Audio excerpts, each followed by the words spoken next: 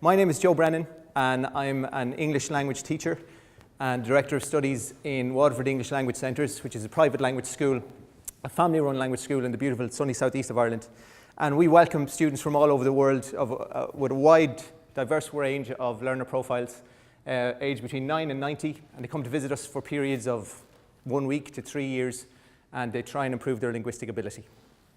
And one of the leading lights on the master's program here in DCU is Dr. Margaret Farron, and she always says that you should return always to the seminal authors, the seminal works. So to quote, or to tell a story about the seminal American comedian Stephen Wright, he was once asked how he was feeling. And he said, you know when you balance on the back two legs of your chair, maybe you're not listening in class, and you're swinging on your chair, and you lose your balance for a second, and then you catch it at the last minute. Well, he said, that's how I feel all the time. And I think what he's describing there is the way students feel when they're entering new learning situations. Because when we're balanced on the chair and we lose control, we don't like to lose control. We have a need for autonomy. We like to be in control of what's happening to us.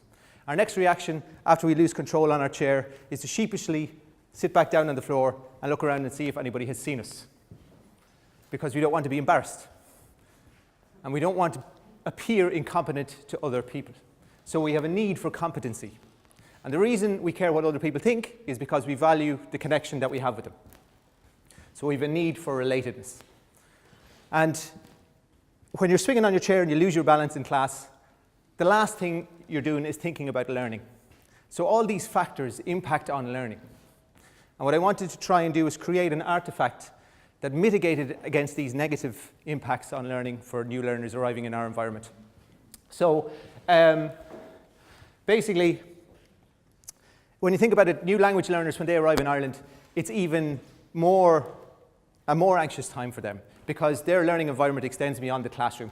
They're not just learning in the classroom. They wake up in the morning, they're dealing with new accommodation, a new routine, a new town, a new currency, new weather, new food, and all through the medium of a new language that by very virtue of the fact that they're coming to our school, they've admitted to themselves that they don't feel competent in. So another reason I wanted to support these needs to create a more effective learning environment is because I am a new learner. And there's no way I would still be standing here if it wasn't for the support of everybody here in DCU, Margaret and Yvonne, all my colleagues on the course, my colleagues in work as well.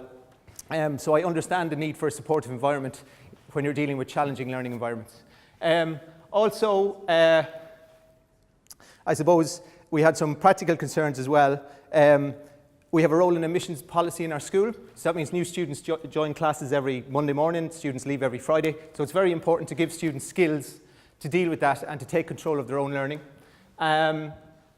Also, the culture where I work is very, not just learner-centered, but human-centered. Ever since I started working there, and people comment on this all the time, it's not just with people who come to us to learn, but with all the stakeholders in the organization. There's a very holistic approach to dealing with and helping them with whatever issues they may have. And this culture has really been percolated down from the top of the organization for the last 20 years. And I'm not just saying that because my bosses are sitting down there, but I do want a raise.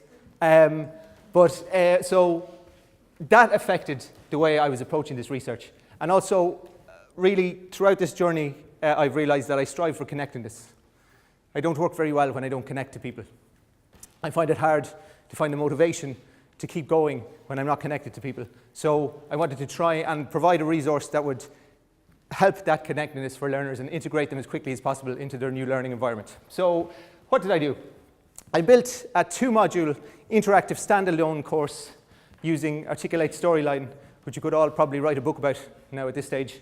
And it's self-accessed, and it basically introduced the learners to the school, to their courses, their timetable, their responsibilities in terms of attendance and punctuality, things like that. And it also, Module 2 deals with resources that they can use to take control of their own learning and become more self-regulated learners. So I'm going to show you the artifact.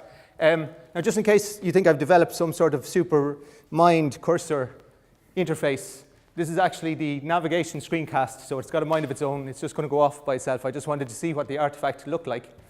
And basically some of the features here that support the needs for autonomy, which is our need to feel in control. Basically, it's self-accessed, so the learners have complete control of when they access it. They can use it again and again. The need for competence, the usability is key for competence. They shouldn't be using up their cognitive energy trying to figure out how to navigate around when they should be focused on engaging with the content. So the various iterations and with feedback from my colleagues and my classmates and my supervisor was designed to make the navigation as intuitive as possible. Resources, they're directed to resources to take control of their own learning once they're finished the course and onto their ongoing learning.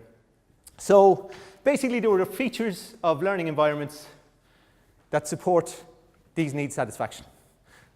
Don't worry, I'm not going to go through them. Lunch is soon. So, but all of these factors support needs satisfaction. And the question then becomes, where did I get these features from? So I looked at the literature, and I looked at self-determination theory, which was proposed by D.C. and Ryan in 1985.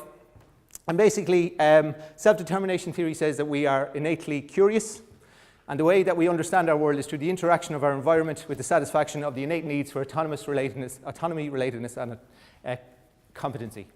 So it's a comprehensively validated theory over 3 decades, over 5 continents, across multiple disciplines. And the research shows that when learner needs are satisfied, they become better self-regulated learners. When learner needs are satisfied, there are improved learning outcomes. And when learner needs are satisfied in the learning environment, it ultimately leads to improved psychological well-being. So I then looked at the research on technologically enhanced learning environments, especially a lot of stuff done by the Telepeers organization. And I kind of distilled the features that they had shown that linked to needs satisfaction. Now, it's important to me to help satisfy learner needs when they come to our school, because one of my roles in the school is to make people happy. It's not always easy, but it's always very rewarding. So I had what I wanted to do. I had the tool that I wanted to use to do it. And I had the theoretical framework on which to base it. Now I needed the glue to stick it all together, which was my research methodology. So I chose to use action research, basically because my aims were to improve my practice and to improve learner outcomes. And basically the stated aims of action research in education are to improve learner outcomes and to improve practice. I also thought that basically in creating a tool to promote self-regulated learning, I wanted learners to take control of their learning and become sort of action researchers into their own learning. They engage in the sort of strategies that action researchers do. So I thought action research was a very appropriate model and methodology to use. And then I was creating a standalone interactive artifact. And that was very difficult to shoehorn into more traditional methodologies. So I chose the entrepreneurial educational approach to action research because that explicitly incorporates the creative process into the methodology. I also felt that the entrepreneurial educational approach, which gets harder and harder to say, by the way, to action research, also really situates the researcher at the heart of the whole process. So it really collects who I am to what I'm doing. And I thought that was very relevant here because I was trying to create an artifact which dealt with the needs of the whole learner, who they are, not just what they're doing in my particular learning context.